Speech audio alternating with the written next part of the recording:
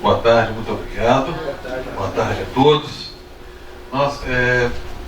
Meu nome é Jarbas Barsante, eu funciono como perito judicial há 48 anos, venho acompanhando todos os desenvolvimentos, não tanto quanto o Dr. Moura, meu colega, presidente da nossa Comissão de Perícias.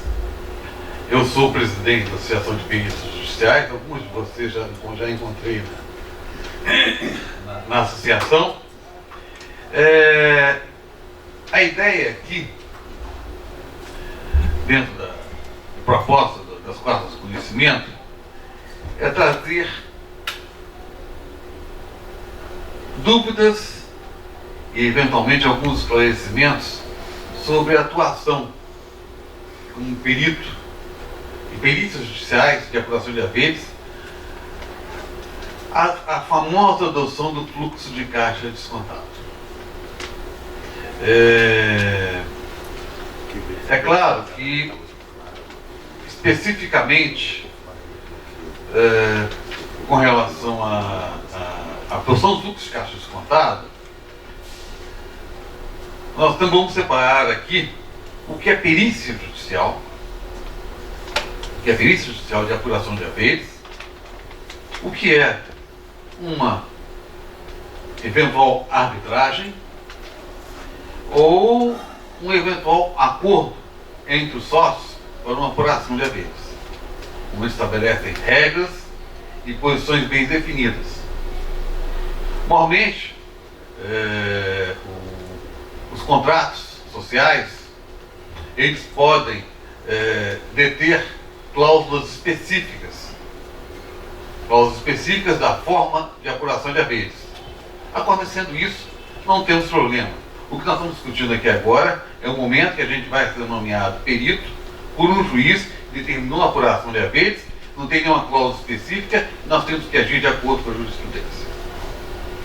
E, em cima disso, a adoção do fluxo de caixa descontado na apuração dos haveres. Quais dos nossos colegas aí já funcionam como perito e já especificamente funcionou em apuração de haveres? Tá. Algum de vocês é economista? Pois é. Eu também sou economista, sou contador, economista e administrador. Mas a adoção do fluxo de caixa é um instrumento trazido pelos profissionais de economia. É um método correto de determinação de preço, objetivando a potencialidade. Não é o nosso caso na apuração de haveres, como nós vamos levar a seguir.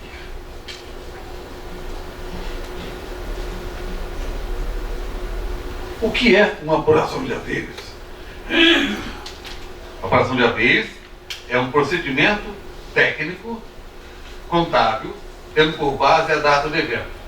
Evento que são 12 hipóteses de eventos que nós temos como peritos judiciais. Ou o falecimento, a apuração por herdeiros, ou pela saída ou exclusão de sócio. Da participação do sócio retirante dissidente, excluído ao premor, mediante laudo pericial contábil. Tá? Basicamente, a gente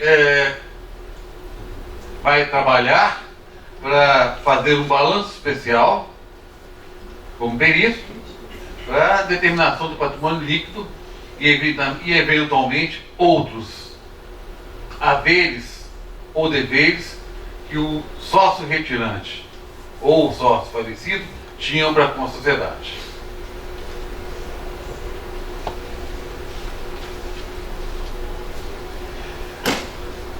Balanço especial.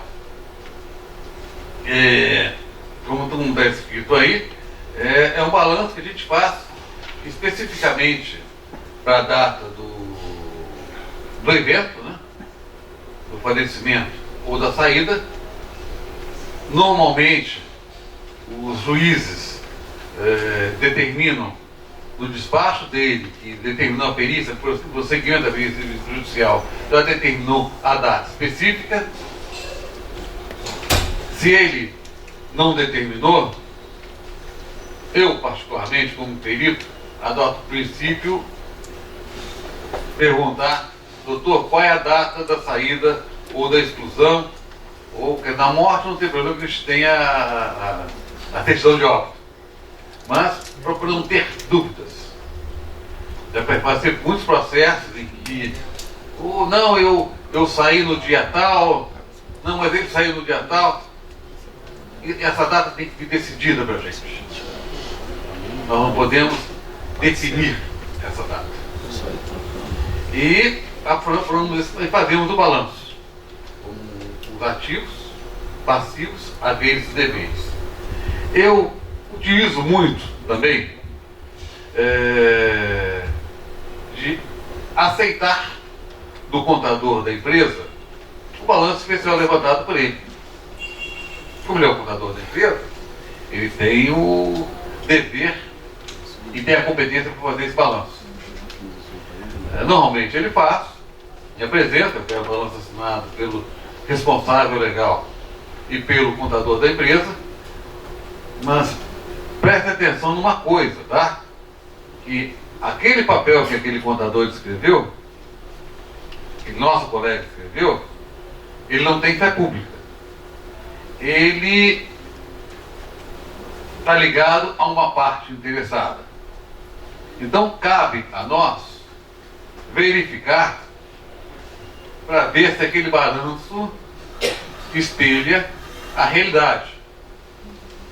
Compara com os balancetes mais próximos, analisa o razão diário, analisa o balanço, o último balanço, e verifica se não existe nenhuma divergência gritante.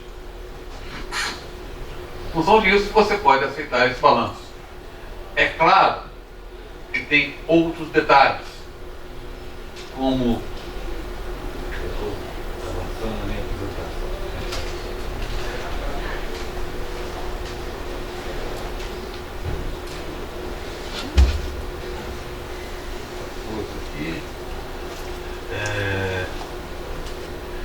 é claro que você tem algumas contingências que deverão ser verificadas e você precisa de uma verificação mais tarde.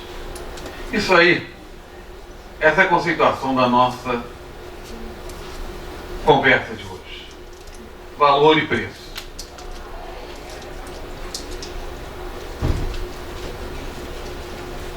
O perito apura o valor baseado em premissas técnicas.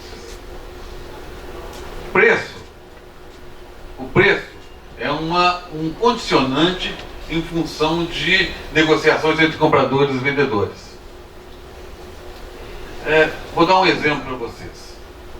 Eu, há pouco tempo, participei de uma arbitragem em que se definia o valor do preço de um estoque de uma empresa de telecomunicação que ela estava sendo vendida.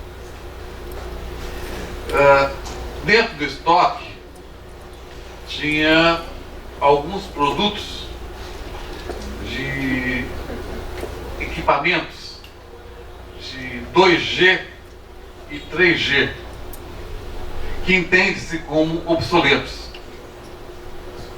E para mim tem um valor residual. Estava errado. O comprador, na verdade, o que mais interessava a ele era esse grande estoque desses produtos de 2G e 3G, porque ainda existe muito equipamento 2G e 3G pelo Brasil, e aquilo era um estoque estratégico. Aí é uma conceituação de preço, porque o comprador está interessado nisso. É diferente da determinação de valor.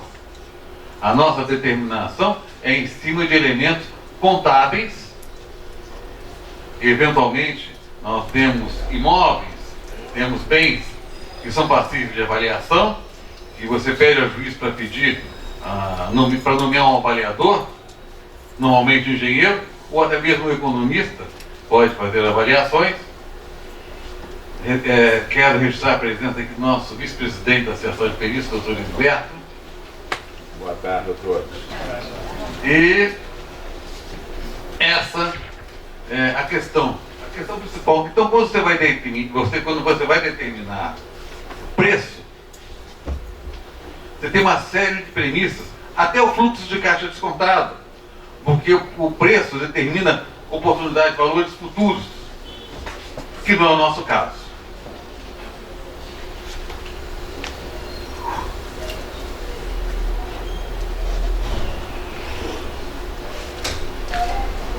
Os haveres, como ele já falou antes, eles são apurados considerando os elementos patrimoniais de valores de mercado, inclusive os incorpóreos, que é o fundo de comércio ou o goodwill. Eu já passei por problemas com assistente técnico em perícias, em que o perito de juízo calculou o fundo de comércio pelo fluxo de caixa descontado. Ou ele pegou o fundo de comércio, calculou o valor pelo fluxo de caixa descontado e acresceu esse valor o capital e patrimônio líquido. São conceitos e situações profundamente diferentes. A apuração nossa é patrimonial e a valor de mercado, considerando valores corpóreos e incorpóreos. O fluxo de caixa descontado, o fluxo de caixa descontado, ele trabalha com o futuro. Futuro é preço, é oportunidade, é outra coisa, diferente do que a gente faz.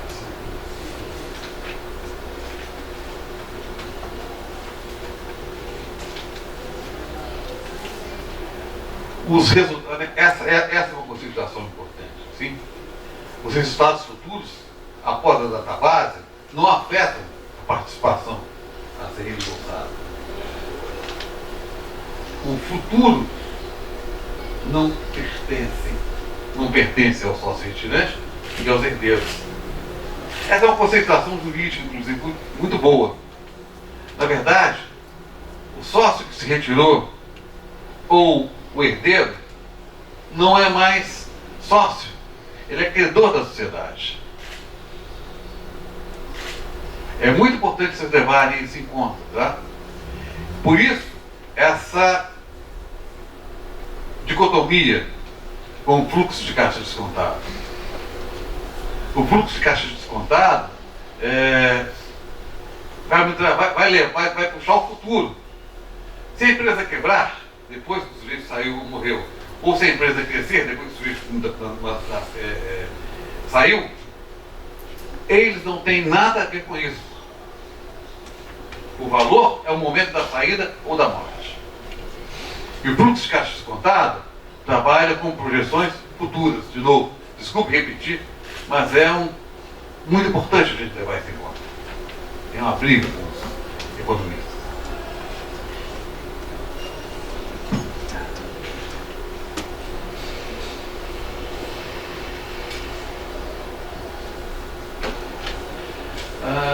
Eu coloquei aí alguns artigos, são artigos que funcionam como base para a gente trabalhar. Nós, peritos do juízo, nós temos que seguir o que o juiz determina. Seja o que for.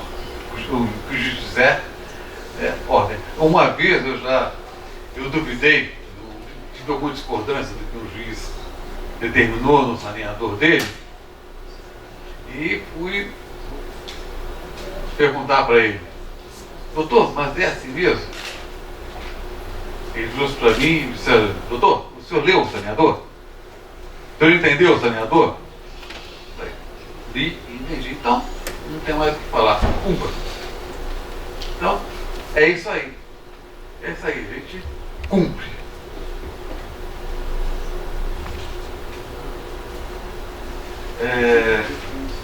Aí, quer dizer, é aquela história que eu falei com vocês antes, tá? Se o contrato define como apurar, por exemplo, ultimamente as pessoas têm feito cláusulas contratuais dizendo, eu peguei há pouco tempo, que o valor dos haveres do sócio retirante ou dos herdeiros será equivalente a 10 vezes a média do lucro bruto dos 3 anos anteriores. Pronto, acabou. Acabou. É um cálculo simples. O juiz mandou fazer esse cálculo, inclusive achei ótimo, porque fiz o laudo em 2 horas. 1 hora escrevendo. Então é fácil. Mas se não tem, nós temos que seguir, apurar, fazer um balanço especial, verificar se tem ativos defasados, se existem ativos reais ou irreais, ou seja, verificar a existência ou não de contingências, tanto ativas quanto passivas. Contingências passivas. Eu tenho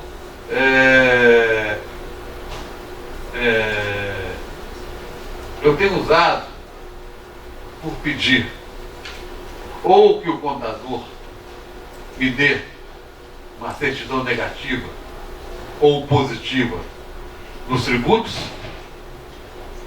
No caso, se não tem, eu peço ao juiz para oficiar. Porque a gente tem que levar em conta tanto os haveres quanto os deveres. E às vezes, de repente, já aconteceu, foi mais de uma vez, eu, no final de pegar uma informação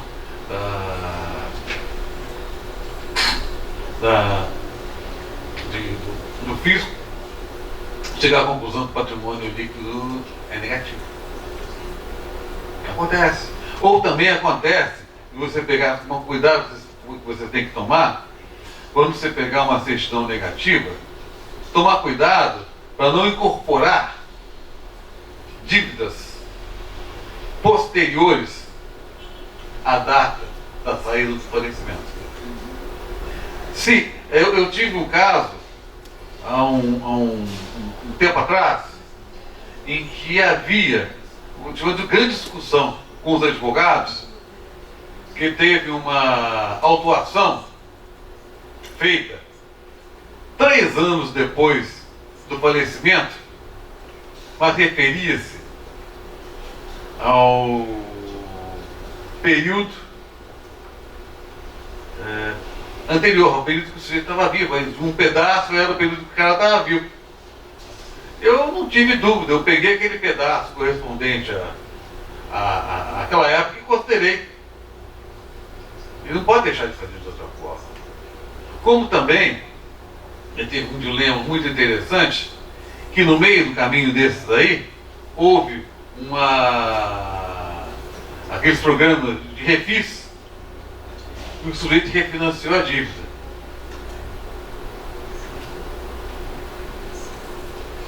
Eu deixei na mão do juiz, porque eu não sabia o que eu podia fazer, tinha dívida, depois da morte eles refinanciaram. Eu não era um ato já da vontade ou da participação do sócio retirante.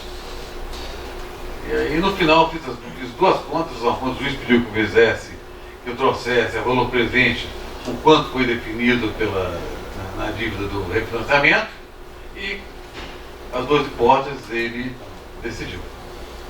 Tá? Vamos em frente.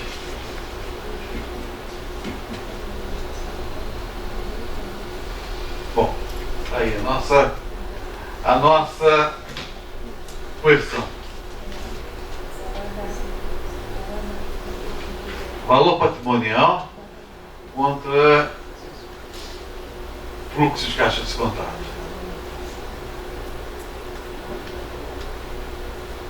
Valor patrimonial. A variação de ativos e passivos a custos e a valores de saída, inclusive custo de realização. Esse item 3.2 aí, eu remeto para vocês aquela história que eu tive daquela arbitragem, do cálculo da saída de uma telecom. Ali você pode ter essa amplitude de definir, inclusive, um valor estratégico. Aqui, não. Nós somos, como todos, como contabilistas, seguindo a regra da prudência. Sempre, assim, nós somos prudentes e factuais. Passivos, também considerados na determinação, da mesma forma como falei com vocês, sobre a eventual existência de contingências não reportadas no balanço. 90% das empresas não lançam contingências passivas na sua plenitude total. Todas elas lançam o valor histórico, com exceção de empresas que estão no mercado aberto, que sofrem maior fiscalização, maior análise e auditoria, que tomam cuidado com isso.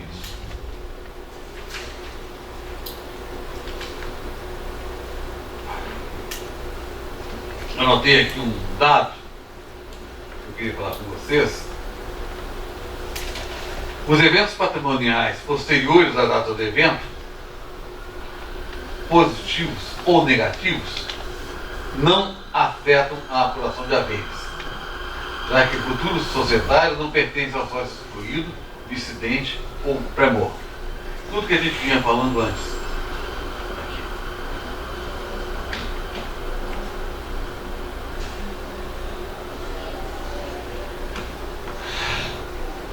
Determinação de contingências ativas e passivas. Até agora, nós estamos falando aqui sobre a forma judicial correta, seguindo a jurisprudência e as determinações legais de como se faz uma apuração de haveres.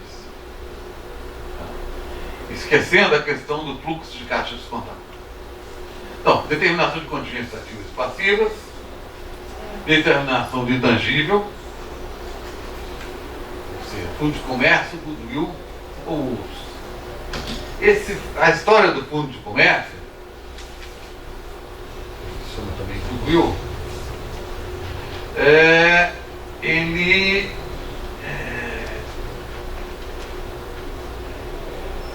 tem um aspecto às vezes muito subjetivo. O que é o fundo de comércio? O fundo de comércio não tem nada a ver com o valor apurado do fluxo de caixa descontado. O fluxo de caixa descontado determina o valor da empresa, valor potencial da empresa. O que essa empresa pode fazer, o que essa empresa pode ser, o que ela pode valer em função do que ela faz, do que ela pode fazer. Futuro. Esqueça. Não é o futuro. É o momento da saída ou da morte.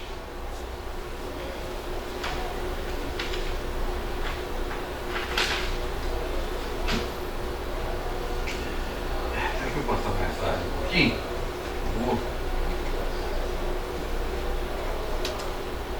Balanço especial, já falamos sobre isso aqui, ajustes avaliatórios. Essa daí, fala-se muito sobre fundos de comércio, sobre operação de fundos de comércio. Eu tenho participado de muitas mesas discutindo isso daí. Esse é um conceito antigo, de um italiano chamado Fábio Besta, do país onde foi criada a contabilidade. O que é o fundo de comércio? O valor do aviamento do negócio, que é o fundo de comércio, ou de uma empresa de conjunto, é essencialmente igual ao valor atual do excesso de lucro, que, na hipótese de administração normal, possam ser esperados de capitais investidos efetivamente no negócio ou empresa, sobre os lucros médios que costumam produzir capitais empregados com igual segurança e outros negócios ou empresas similares ou análogas, mas em condições comuns não privilegiadas. Vocês entenderam mais ou menos isso daí? O que é isso daí? A gente chama de teoria do superlucro. O que a gente faz? O que eu faço? Estou passando para vocês o que eu faço. Eu pego, calculo qual é a média de rentabilidade que o lucro produziu sobre o capital. No caso de um capital muito defasado, eu utilizo o capital e reservas ou patrimônio líquido. Qual é a média? Qual a média desse lucro em relação ao capital?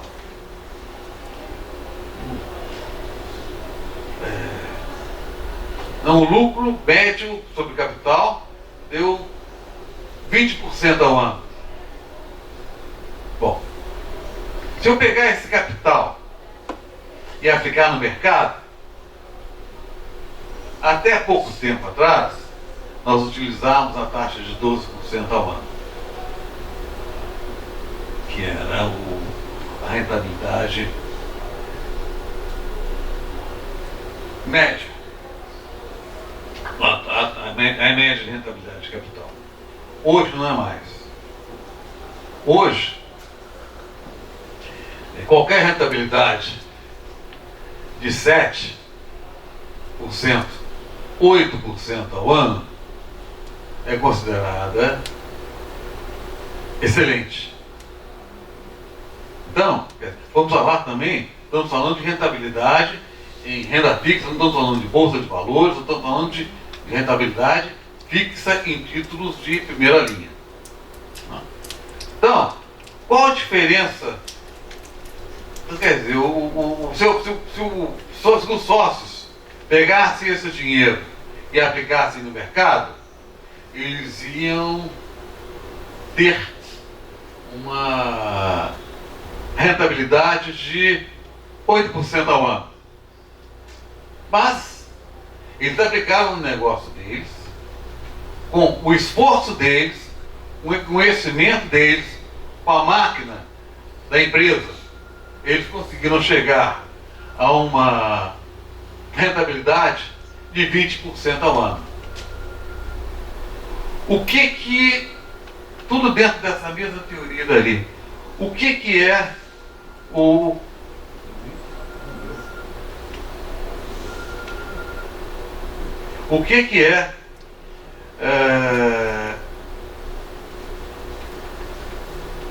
o excesso de lucro? A diferença entre a rentabilidade normal e a rentabilidade obtida na empresa. Eu faço, às vezes, estou passando para vocês também a minha experiência, tá? Eu faço às vezes com 3 anos ou com 5 anos. Depende. Ele tem que analisar a empresa. A diferença entre os dois, a diferença entre 7, entre 8 e 20 é 12. 12% é o excesso de lucro. Qual o capital necessário para gerar esse excesso de lucro? Eu faço simplesmente uma regra. 3 para 100 eu tenho capital, e para 12 eu tenho um X. Esse X é o fundo de comércio, ou o goodwill, ou o capital, como capital intangível. Isso tem sido aceito foi aceito durante muitos anos, esse princípio. É um princípio de lógica, de bom senso e de prudência. Com o advento do fluxo de caixa descontado, as pessoas têm confundido o resultado do fluxo de caixa descontado com o fundo de comércio. Não é isso. É isso que eu quero colocar e expor para vocês.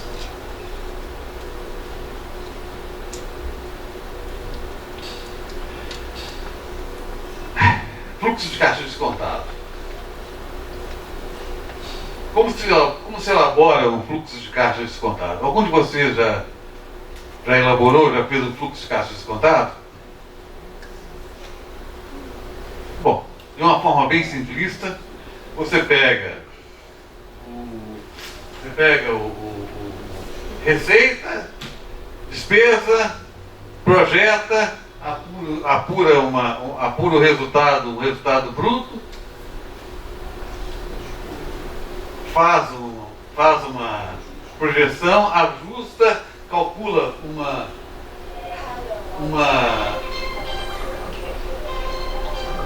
possibilidade de aviações de mercado, se vai ter capital próprio de terceiros, e uma taxa de desconto. Essa taxa de desconto do fluxo de caixa descontado, ela é função, você não tem nada definido. De qual a taxa de desconto que você vai aplicar? Não tem nenhuma definição. Você, por favor, se alguém tiver alguma dúvida, quiser falar, fique à vontade para falar, tá? Então, é muito complicado. Eu peguei há pouco tempo um cara que comprou uma empresa, aplicou uma taxa de desconto de 15%. Bom, a empresa era uma Petrobras da vida, quase, pelo tamanho. Então, papel não reclama de nada que você faz. Quando você começa com muitas premissas subjetivas,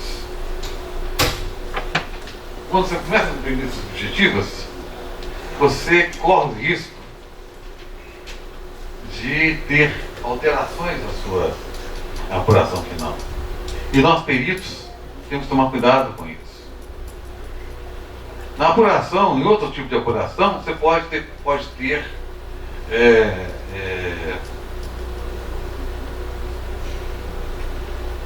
bases diferentes, pode combinar fluxo de caixa descontado, pode combinar o que quiser. Mas na apuração judicial, tomem cuidado. Tomem muito cuidado com isso.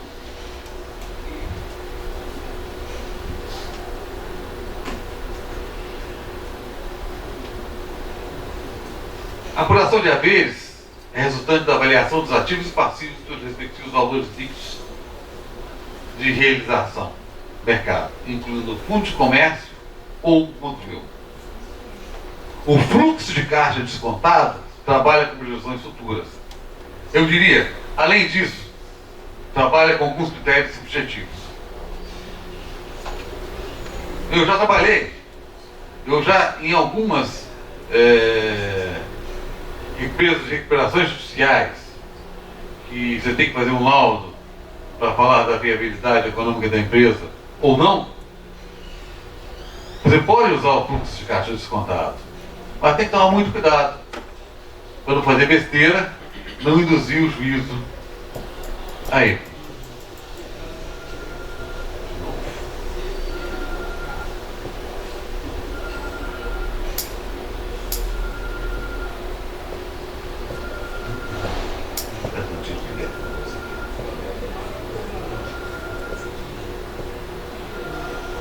Desculpem.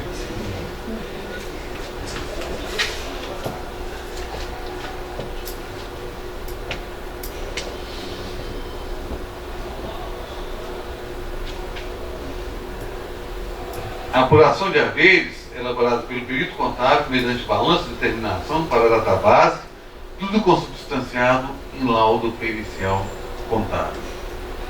Esse é um ponto muito importante para nós, colegas contadores. Não sei se todos serão, provavelmente todos estão pensando em funcionar como peritos. Essa é uma das poucas perícias em que o economista não pode entrar. Porque essa perícia demanda especificamente que a gente faça análise contábil. Você não vai simplesmente pegar um balanço especial feito pelo contador, pela empresa, e adotar. Você vai analisar para ver se ele está correto.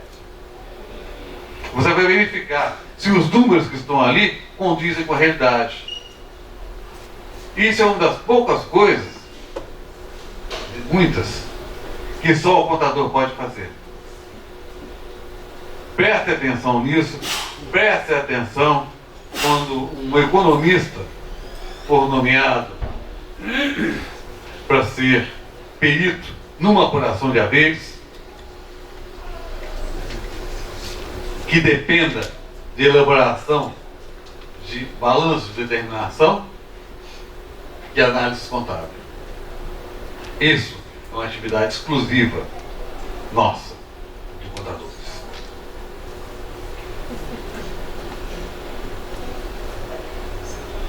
Eu trouxe aqui umas perguntas que eu queria trazer, falar com vocês, discutir com vocês aqui.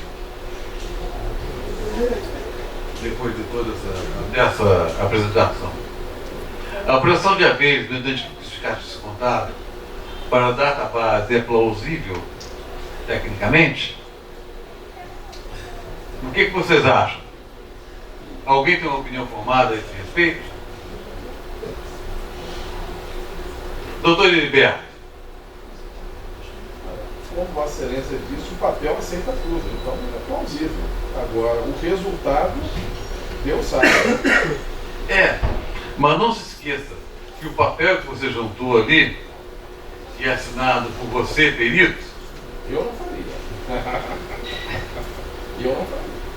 Você pode estar sujeito a alguma crítica, então tomar cuidado com isso. O papel não reclama nada que você escreve dele. Então vai reclamar quem ler. E se o papel estiver assinado por você, você é o responsável pelo que está escrito lá.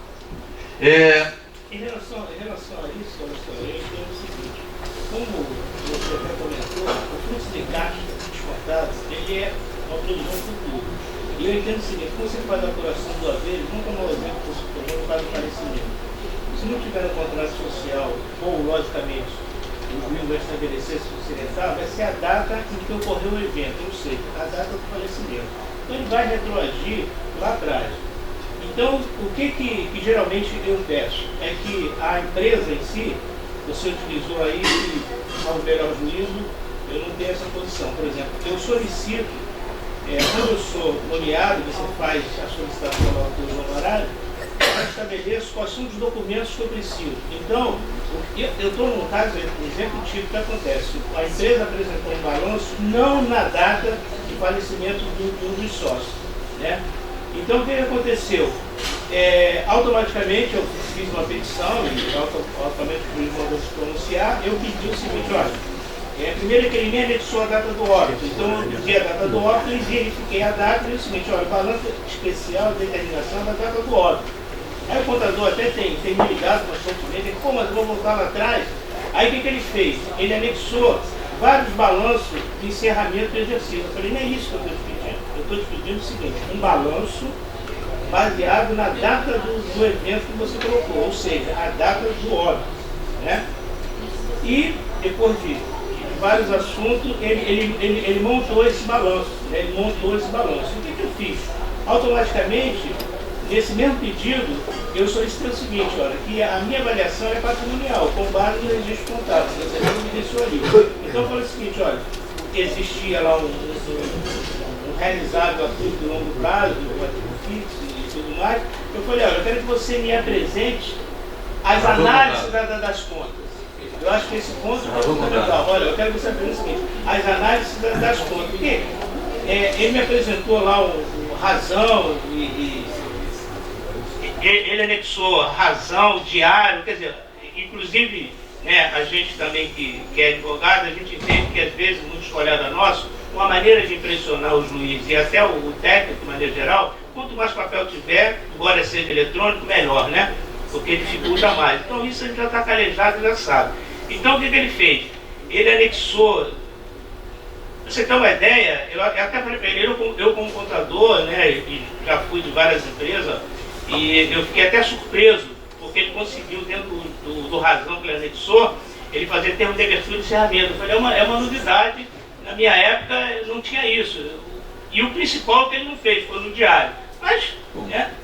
Não, ele conseguiu fazer isso. O razão tinha tempo, o livro razão pode ter termo não, de abertura de eu sei. Claro. Mas o diário tem que ter. Eu sei, mas o livro razão é o livro auxiliar. Não necessariamente você tem que ter termo, autenticar como ele fez. Mas eu não entrei nesse mérito.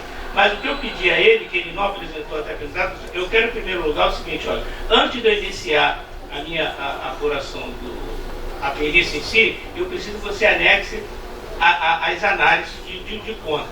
Só por sugestão que eu falei com ele, eu mandei uma cartinha para ele, falei, ó, circulariza o banco, para o banco informar qual era o saldo contábil que estava na data do evento. Ele ficou surpreso, porque o banco informou um valor totalmente diferente. Eu falei, meu, isso aí não é caso meu. Colega, eu não estou aqui como contador, sou teu colega, agora é o seguinte, ó, ou você chama um assistente técnico, eu conheço vários, posso até te indicar, agora eu não vou me envolver nisso. Você tem que levantar. Então eu acho que um ponto importante, é um caso que eu estou vivendo atualmente, né? Inclusive, só um preâmbulozinho, né? É muito interessante, às vezes, tem advogado que não fala assim, perito, os teus honorários já está todo lá depositado, né? No sentido até que você, entre aspas, né? O dinheiro está lá, né? Entregou o laudo, você recebe, opa, vou acelerar.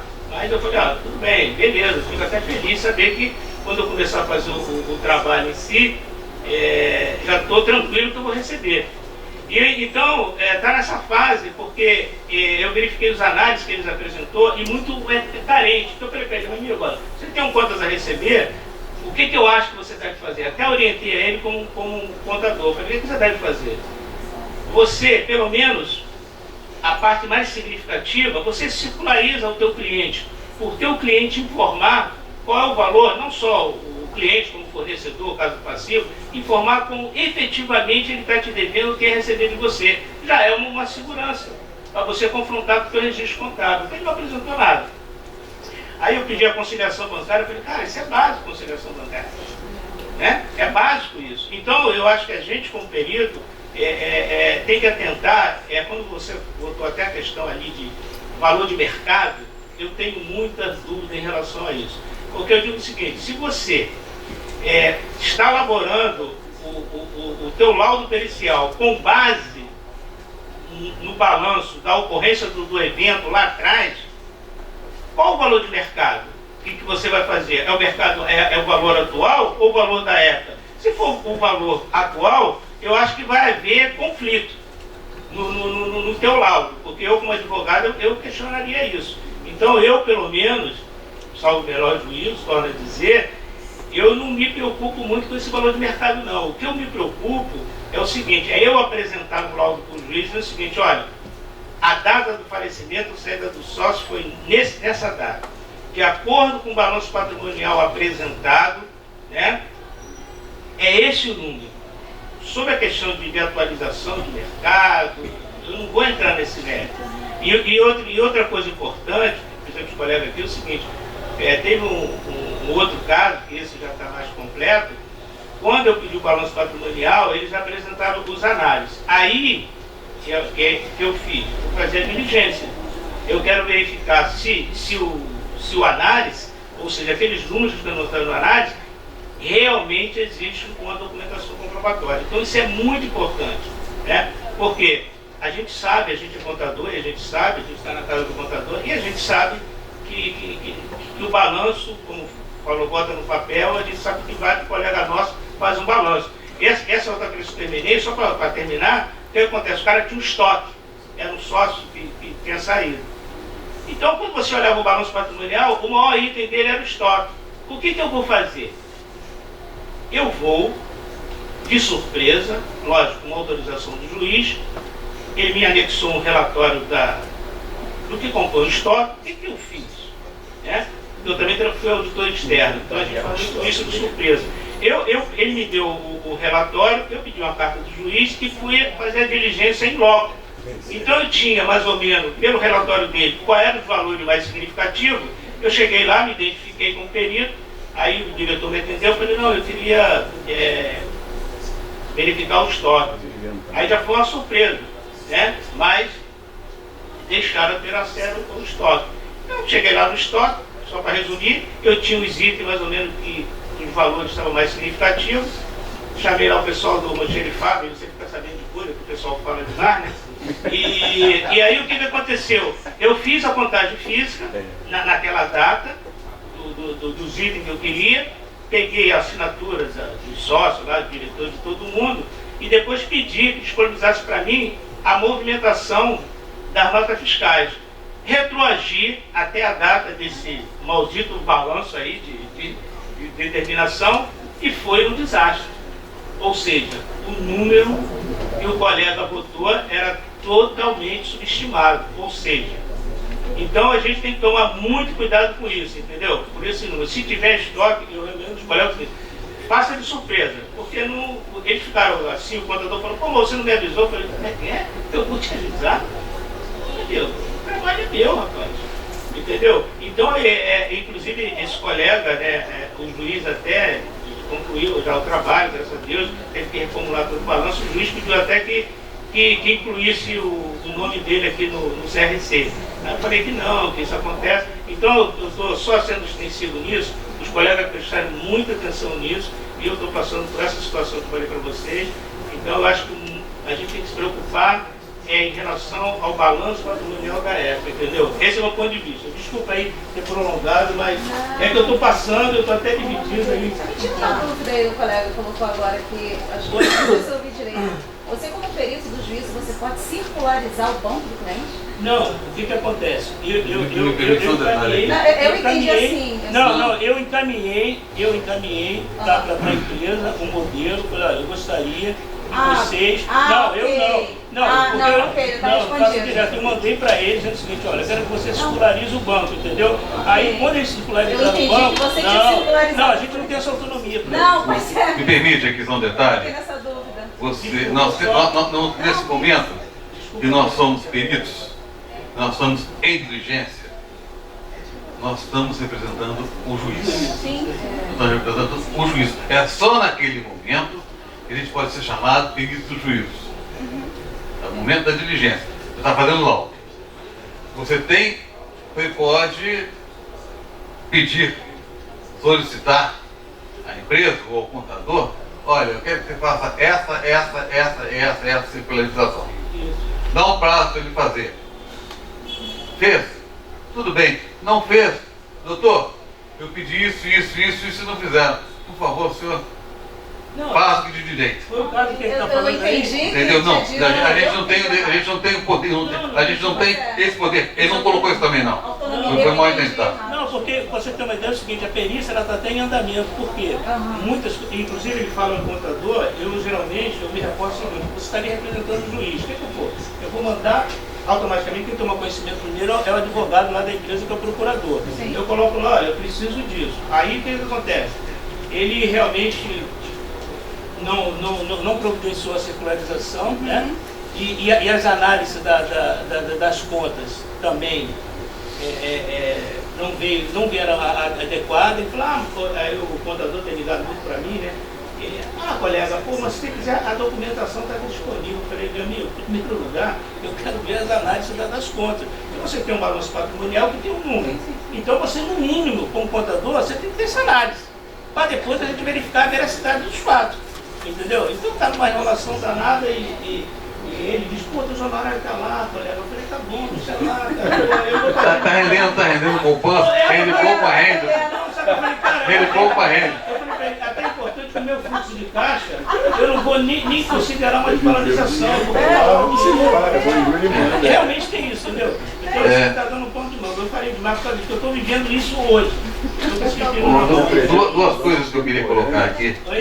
Eu fui contratada para poder fazer uma apuração de haveres, mas não como perita. Existe um processo. Apuração prévia. O juiz pediu a apuração de haveres, que é um processo de inventário. Aí eu fui procurada para poder fazer essa apuração de haveres. Aí eu estou para entrar em contato com o contador. Eu falei, pronto, eu já tô sentindo que eu vou rever isso tudo que você está falando. Do contador, fazer isso, aquilo, porque ainda ficar reclamando que eu vou ter que trazer as demonstrações pro valor lá, pra data lá do fato. Mas a gente não tem que fazer com a data do... Me permite uma colocação nesse sentido aqui? Não me dá licença, Tico. É o seguinte. Às vezes, o contrato social manda fazer um balanço,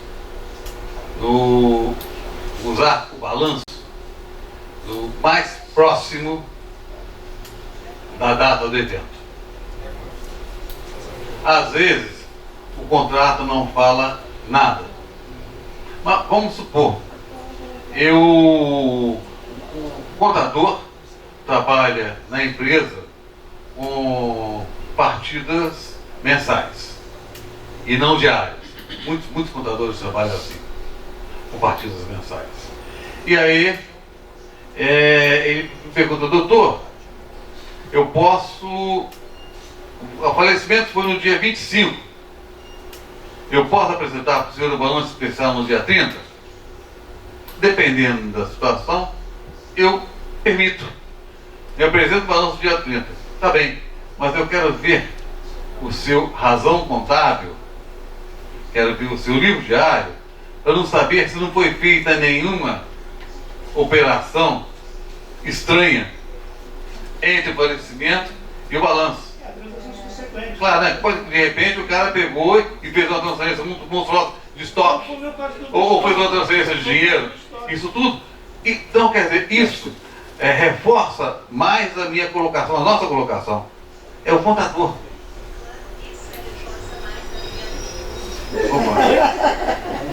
Concordou. É o contador. Então, nesse teu caso, valor de mercado, valor de mercado, principalmente para a questão dos ativos tangíveis. Por exemplo, vamos supor, o cara tem um terreno na Barra da Tijuca que está avaliado pelo preço, está no balanço pelo preço histórico de R$100 mais depreciação. Então, quer dizer, se você vai levar em conta que se você adotar esse valor patrimonial, por isso que a legislação, por isso a jurisprudência fala do valor de mercado, se você vai prejudicar tanto o valor de mercado, que se fala, não é o valor de mercado atual. Porque, por exemplo... Não, entendi. Deixa eu colocar. Esse balanço que foi levantado, o cara morreu lá em 2016. O que acontece? Eu tenho um balanço contábil que tem um valor de mercado em 2016. Então eu tenho que fazer isso lá atrás. O meu questionamento, que eu comentado comigo, é que quando se fala no valor do mercado, de maneira geral a gente pensa o quê? Porra, hoje. Mas não é, né? Eu entendo que o valor de mercado que tem levado em consideração é o da época. É o da época do falecimento, sim. Colega, e nesse caso, eu simplesmente peço isso para mandar para o engenheiro avaliar, determinar o valor. Eu há pouco tempo, eu tive uma avaliação dessa numa vara de família, de uma separação. Aí tinha um dilema. A apuração, o que acontece? A separação foi em 2015. E o laudo foi agora em 2018. De 2015 para 2018, houve uma variação de mercado. Os imóveis mudaram de valor. Então, eu ainda falei com o doutor, olha, por favor, queria que o senhor pedisse ao engenheiro para avaliar em valores, e tem como fazer, com valores da época, e não valores de hoje, retroagidos para trás. Então, quer dizer, é essa a ideia. Eu concordo com você, o valor de mercado na época. É essa a questão. Bom, vou passar essa questão aí.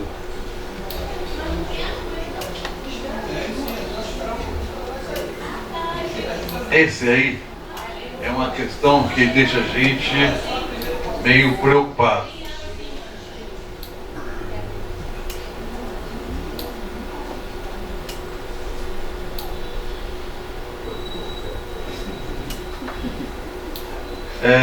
A ausência ou a inexistência de escrituração contábil. Isso. Não, doutor, a minha empresa, essa empresa aqui é por lucro presumido. Eu não preciso fazer diário.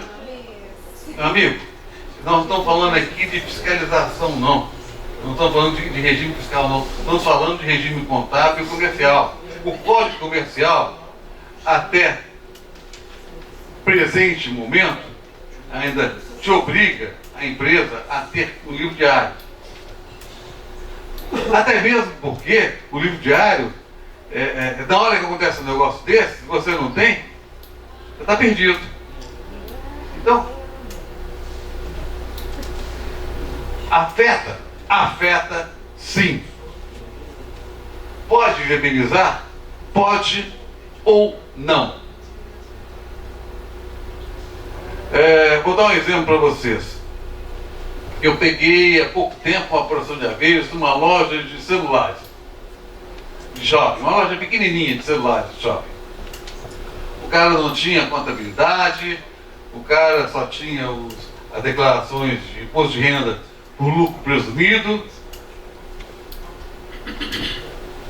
Aí eu conversei com o juiz. Conversei com o juiz e falei, doutor, estou com esse problema. Se o senhor concordar, eu posso fazer uma operação da seguinte forma. Eu vou pegar o contrato social, onde está a última composição da capital. Vou pedir para o senhor oficiar aos bancos que a empresa tem conta. Ela tem mais do que isso. Eu pedi para ele oficiar o Banco Central para me dizer quais as empresas que esse banco tinha conta naquele período, para me mandar os tratos. Pedi para oficiar as fazendas para saber de eventuais débitos existentes, contingências passivas. Essa empresa, nesse caso, não tinha nenhum intangível. E, em cima disso, fiz um balanço especial. Eu mesmo fiz balanço especial. Não peguei nenhum contador, porque nós temos essa. Eu peguei o capital, a empresa não tinha nenhum bem, só os bancários. Eu não tinha como apurar se tinha a ver ou a dever. Eu peguei capital, saldo bancário e contingências passivas. Com base nisso eu apurei. E também era uma empresa que, na verdade, apurei. É arriscado, mas a gente tem que ajudar o juiz, às vezes, a solucionar um problema, uma questão que é meramente burocrática. Você tem que fazer uma apuração de haveres, para poder. Não é uma empresa grande que a gente vê coisas complicadas, tá? É uma apuração de haveres de uma viuvinha que estava precisando daquilo para poder resolver a sua vida. Com autorização do juiz, a gente faz qualquer coisa. Aí no caso foi pedido uma verificação, uma movimentação da conta da pessoa jurídica. Da pessoa jurídica. Pode pedir também Você pode, da pessoa física para ver se tem a... Pode. Se tiver caixa 2, ele Pode, sim. Olha, eu fui nomeado perito há alguns anos atrás na separação do Ricardo Teixeira com a filha do João Avelange. Tinha perto de umas 48 empresas deles. E eu não conseguia botar a mão nos livros e documentos da empresa. Eu combinei com a juíza: doutora, eu vou fazer aqui um monte de ofício. Eu quero oficiar as juntas comerciais do Rio, Minas e São Paulo, aos RCBJ também dos 3 estados, para dizer todas as empresas que existem, ou que têm composição societária com esse CPF, pessoas físicas e dessas pessoas jurídicas, me oficiar ao Banco Central para me dizer todas as contas bancárias que existem em nome dessas pessoas jurídicas e pessoas físicas, e oficiar a Receita para fazer dívidas, eventuais débitos fiscais, e ao Bacen para me informar todas as operações CC5 feitas em nome das pessoas jurídicas e das pessoas físicas. Eu não consegui fazer perícia. Isso irá na acordo antes. Então, esses são detalhes. Tem que tomar, o colega falou ali, para o caçador, eu até meio premiado. O Caixa 2 só existe a gente constatar. Eu sei, mas é vara de família, ali no MEA, que por incrível que pareça, é um escritório de contabilidade. E o balanço que eles apresentaram lá da data, primeiro não existe um ativo fixo. Né? Eu acho que é meio estranho, né? Como é que um escritório de contabilidade funcionar sem ativo fixo? E aí também não tinha nem contas a receber. Eu falei, esse escritório é bambambam, porque todos os clientes pagam em dia, né? Eu não presumo. E aí, conversando com até uma contadora... Paga em dia é relativo. Não, é estranho, né? Ela me falou o seguinte: o que ela fez? Com os herdeiros, que você deu exemplo até de uma senhorinha que não tinha conhecimento, segundo ela comprou, pessoa física, aproveitando até o gancho que o colega falou ali, ela comprou, pessoa física, carteira do cliente, bem como os equipamentos, fez a mesma coisa, entendeu? Quer dizer, ela, pessoa física, comprou e arrendou, né, fez tipo um arrendamento para o escritório. Olha só o rolo. Eu falei, olha, é o seguinte, você apresente, né, pedir ao juiz para pedir a ela essa documentação para a gente até verificar, né? Como é que ela ia fazer o papel? Porque ela não podia ter feito isso, né? Ela e outro só podia ter feito isso. Porque o cara tinha separado, então, quer dizer, o cara saiu e eles fizeram essa armação aí. É o que a gente estava falando ali. Por isso que eu acho, continuo insistindo de nós, como peritos, elaborar o balanço é um risco muito grande. Porque você bota a tua assinatura lá no balanço, e esse balanço, ele pode servir de algum alicerce para outras situações das partes envolvidas. Por isso que eu realmente recuso a perícia quando o juiz diz o seguinte: não, você como perito vai levantar. Não, eu realmente excuso o serviço, porque é muito arriscado. Porque imagina, eu não conheço a gestão da empresa. Como é que eu vou ser responsável pelo balanço e botar na assinatura? Ela está querendo dar uma colocação também. Eu, como não sou perita, não vou ter trabalho, não é como perita de juízo, eu também entendo que seria arriscado também, né? Porque uma vez que o contador, uma vez que a empresa tem contador. Desculpe, mas eu vou dizer o que me do ponto de vista de vocês, tá? Se não tivesse contador, né, eu até poderia fazer. Ainda vou verificar ainda como está essa questão, que ainda vou me aprofundar no caso, ainda vou entrar em contato com o contador, já tenho contato dele, o próprio empresário de Costela, Doutor Rio Moura, entra em contato com o contador, porque vocês vão falar a mesma linguagem. Né? Porque não adianta me pedir, aí ele já me deu aval para poder falar com o contador, falar com o advogado, para poder eu desenvolver o Mas você é assistente, né? Você não deve ser assistente. Alô? Alô? Alô, alô, alô? Doutor Jarbas, está tudo excelente. Principalmente você está com sua pronunciamento que diz o seguinte: o futuro não pertence ao sócio retirante ou aos herdeiros. Com base nisso, até que ponto a justiça vai aceitar ou não furto de caixa descontado?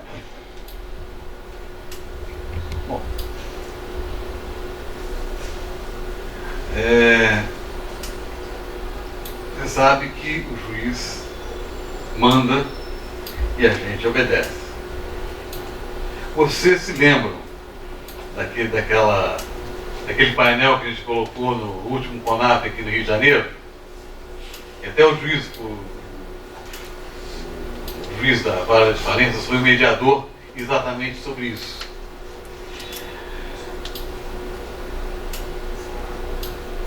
Se ele mandar você fazer pelo fluxo de caixa descontado, eu considero errado. Você tem dois caminhos a seguir. Quer dizer, eu considero errado, eu não acho correto.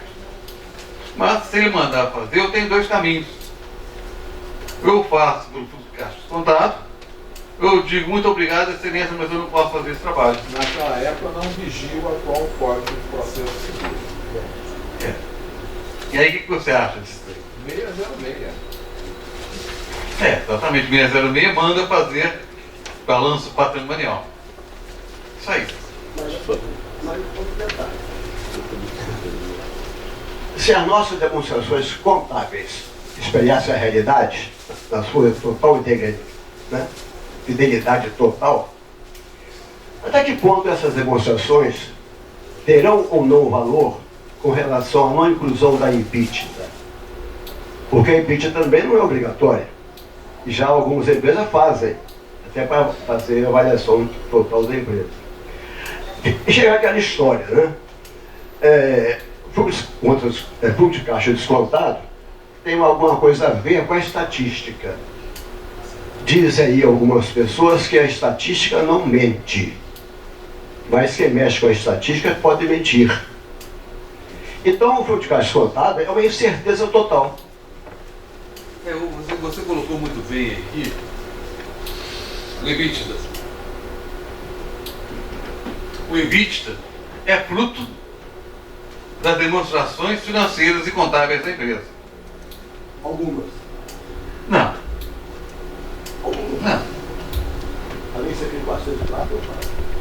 Mas nos princípios das normas contábeis de auditoria, sim. Mas quando você parte para o fluxo de caixa descontado, você vai usar o EBITDA e vai usar uma série de outras premissas relativas. E podem calcular. Oi? Não, do técnico, tá? Esquece. Prerrogativa do técnico. Do técnico que vai fazer aquele trabalho. E é complicado, quer dizer, o perito é o expert na matéria. O perito domina a matéria. Então, pressupõe-se que ele vai fazer de uma forma experiente, prudente e correta. Tá? Fidedigna. Fidedigna, muito bem. Mas não sabemos, né? Alguém mais tem uma colocação? A minha questão é a seguinte: suponhamos a empresa Jarbas Barsante com 3 sócios e com 3 sócios e um desses sócios que não é, obviamente, que não é o Jarbas Barsante, quer se retirar da empresa. e essa empresa vem tendo um super lucro de 20%. Tá? Qual seria a participação desse sócio retirante, sendo que a empresa gira em nome de Jarbas Barçantes? Beleza. Essa é uma questão que tem acontecido muito no escritório Jarbas Barçantes, não, porque mesmo que o escritório Jarbas Barçantes, ele tem uma cláusula contratual que determina como vai apurar a usa deles e determina que vai ser por arbitragem, que não vai ser pelo processo judicial. Mas isso tem acontecido muito com escritórios de advocacia.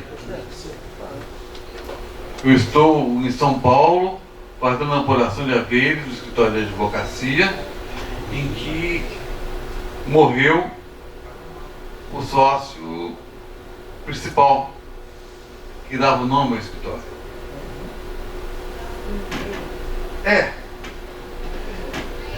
Não tem fundo de comércio. Não tem. Mas é uma coisa muito interessante. Esse aqui é um para colocar para vocês. Presta atenção nesse detalhe aqui. É você. Que nesse caso, esse escritório de advocacia tinha alguns contratos de prolabore, de receita futura. E com êxito, ao final, se ganhasse a ação.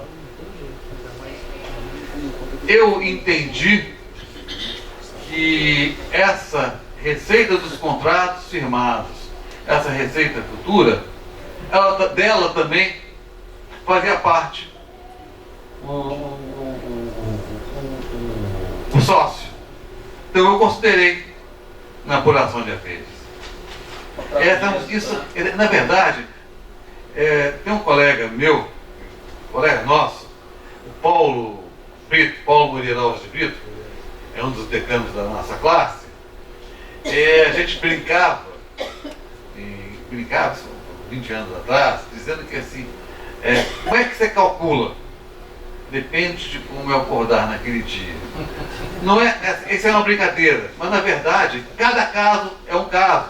Nós somos peritos, nós somos expertos da matéria. E nós vamos analisar cada caso per si, cada caso, cada perícia que a gente está fazendo, para ver como é que deve proceder. Nós não devemos ser heterodoxos, isso não é uma característica de contador, mas não podemos ser ortodoxos demais. Por que eu chamo de ortodoxos demais? Ortodoxos demais, eu comecei minha vida, eu fui da auditoria do Banco Lar Brasileiro, em 70. Que eu brincava dizendo assim, nós estamos preparados para ver se vai passar um elefante cor-de-rosa. Mas se passar um elefante azul, ninguém está preparado para ver para falar alguma coisa sobre o elefante azul.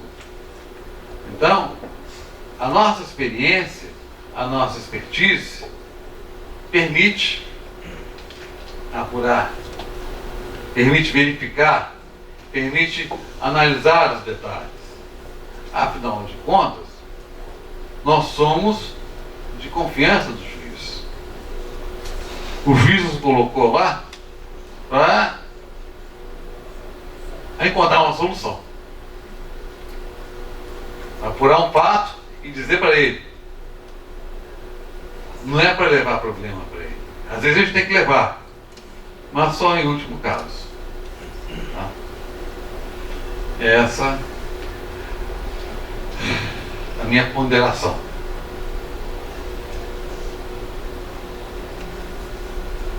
Isso aí já é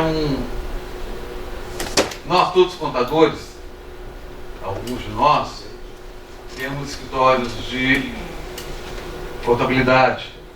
Nós contadores, para os nossos clientes, nós fazemos, às vezes, alterações contratuais. É prudente que o contrato social contém dispositivos mais claros como deve ser apurado pela lei. Isso facilita tanto, principalmente porque acontece uma coisa. O que acontece numa apuração de haver judicial? O juiz primeiro, ele determina a saída, determina a apuração, determina a saída do processo, e só quando ele der a sentença no final, depois de ele dar a sentença no final, depois da sentença transitar em julgado, e vem para a gente fazer perícia. Na maioria dos casos. E às vezes passam 3, 4, 5 anos. Em 3, 4, 5 anos, muita coisa acontece. Até a empresa quebrar. Então, você tem um dispositivo desse, um contrato social, para a gente é mais fácil, a gente já tem a regra de como calcular, e para mim, para as partes, fica muito mais fácil. Oi. Eu vou ter que ir embora, mas eu queria fazer uma perguntinha. Em conversa com esse sócio, lógico que eu vou ter que analisar, né, o que tem lá na contabilidade, eu também preciso estar registrado, se não registrar eu já até sei o que eu tenho que fazer, né? A empresa não tem contabilidade, mas segundo o sócio, ele disse que tem uma fatura para receber, né? Para uma prestação de serviço que ainda não recebeu, que é da época do sócio falecido. Tem 2 anos que o sócio faleceu, né? E essa fatura, esse crédito, Está em contas a receber. está em contas a receber, né? Se não tiver em conta, se não tiver apurado, se tiver apurado na contabilidade, lá em contas a receber, coloca. E se não tiver lá na contabilidade, se não tiver registrado na contabilidade, Duas coisas. tem alguma coisa assim? Duas coisas. Embasar? Primeiro, você vai dizer para o seu cliente que a contabilidade dele está fraudada. É emprestado. Está fraudada, está emprestada. E segundo, quer dizer, isso é um ativo É um ativo. a ser considerado na apuração de haveres. Porque ele falou até que ele vai ingressar com uma ação contra o cliente dele para poder receber, porque é um valor alto. E Então ele quer incluir porque é para os herdeiros, né? Esse valor. mas Eu não entendi a sua posição. Você disse que está no inventário? ela vai fazer uma apuração, uma perícia de apuração de haveres extrajudicial. Extrajudicial, foi pedida no processo, aí eu fui contratada para fazer essa apuração. Eu não estou pelo juiz, não. No inventário corre em cartório? Está em cartório. Olha, você tem que fazer o seguinte: se eu, quando eu receber, foi gerado um faturamento. Então, o que você tem que fazer? Você vai ter acesso às notas fiscais, vai fazer um trabalho maior. O que você vai fazer? Uma transação subsequente. Você vai pegar o período em que você está examinando, infelizmente. Aí você tem a nota fiscal, você tem como checar lá no financeiro que foi recebido ou não. O que sobrar é que está aberto. Aí você tem Meu um amigo, comprovatório. mas aí você tem uma coisa chamada, O quê? esse é um crédito com mais de 2 anos, Não, isso é um crédito com um crédito que não foi pago, é um crédito com provisão de devedores duvidosos. Mas olha só, se ela está dizendo que não está refletido na contabilidade. Não, ela não disse nada, ela estava pensando na hipótese. Não, mas ela tá, olha só, não, ela está supondo, ela colocou o seguinte, olha, se não tiver registrado na contabilidade, o que eu faço? Por isso que eu falei para ela tem que olhar o faturamento que foi emitido na nota fiscal, porque se não está na contabilidade não tem provisão. Então eu não vou nem entrar nesse mérito, eu só estou falando que ela falou o seguinte, caso não esteja refletido na contabilidade, foi isso que você falou? Isso, caso Então, não esteja refletido então na qual é o contabilidade. elemento comprobatório do meu quanto vai receber? É a minha nota fiscal faturada. Porque ele vai ingressar com uma ação contra o cliente dele, logo ele tem alguma coisa para Tá. recebeu. Não, mas olha, para você cobrar um crédito contra uma outra pessoa, tem que ter o registro contábil desse crédito. Ponto. Não existe. Exatamente. Não existe. Oi? Para você cobrar um crédito contra uma outra pessoa, você tem que ter esse crédito registrado na sua contabilidade. Se eu não tiver registrado na nota fiscal e tem lá o planejamento que você recebeu a mercadoria, peraí. Não, se não tiver registrado na contabilidade, meu amigo, não recebe. Não recebe, Bom, o outro não lado recebe. vai pedir as demonstrações Desculpe. contábeis. O senhor faz perícia há quanto tempo? Muito tempo. Não. Sinceramente, O senhor já fez processo de verificação de crédito e que foi nomeado 2 peritos e ele não vai na contabilidade? não, eu não estou dizendo que não vai na contabilidade. Você está falando o seguinte, olha, a nota fiscal, ela não está refletida no registro contábil. Você está dizendo o seguinte, pelo simples fato de não estar registrado na contabilidade, esse documento fiscal tem que ele é comprobatório, ele não serve para me cobrar do cliente se ele não me pagou. A nota... Não, para você cobrar, você pode cobrar à vontade, você pode cobrar o que você quiser.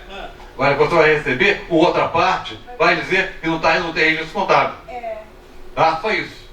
Tem que estar registrada, né? Só A mesmo, demonstração contábil. Porque não adianta só pegar lá, toma aqui e junta, né? Tem que estar registrado. Se não está registrado na contabilidade, se o cara emite uma nota fiscal e tem recibo de entrega, não pode deixar de estar registrado na contabilidade. Imagina o seguinte, olha só, colega, eu comprei de você a mercadoria. Assinei o canhoto que comprei, tem lá na nota fiscal. Por algum motivo, o teu contador não registrou na contabilidade. Aí, o que ele está colocando, e salvo melhor o juiz do discórdia, é o seguinte: você não pode jamais me cobrar essa nota fiscal porque não está na contabilidade. Não, o elemento comprobatório que você me vendeu é o canhoto que eu assinei e recebi. Sim, isso é mas suficiente o outro financeiramente. lado ali bater em cima daquilo ali, Não, vai ser uma luta aí. Outra coisa importante que eu queria falar para vocês aqui, rapidamente, esse detalhe aqui, ó, como contadores, tá? Disciplinar a forma de pagamento de Eu vou ter haveres. que ir, tá muito boa, Tá mas bom. eu vou ter que ir, tá? Depois eu vou pegar o trabalho e a minha colega vai me passar aqui do Olha, eu vou boa sorte. Obrigada, pra você, tá? Boa sorte para você. Boa noite. Boa noite. Tchau, gente. Ou seja, às vezes, quem paga os haveres é a sociedade. E às vezes a sociedade não tem caixa para pagar isso. Então, por isso que muitos contratos, os colegas mais antigos, a gente tinha que pagar em 24 meses, com juros, é para poder evitar essa questão de atrapalhar a continuidade da empresa. Isso que essa menina está fazendo é muito interessante. Sabe o que eles estão fazendo? Eles estão calculando a parte de controvérsia. Vou pagar a parte de controvérsia e aí, se tiver alguma dúvida, o resto você vai para depois, entendeu? Acerta e faz para evitar que a empresa sofra. Muitas empresas às vezes sofrem com essa questão.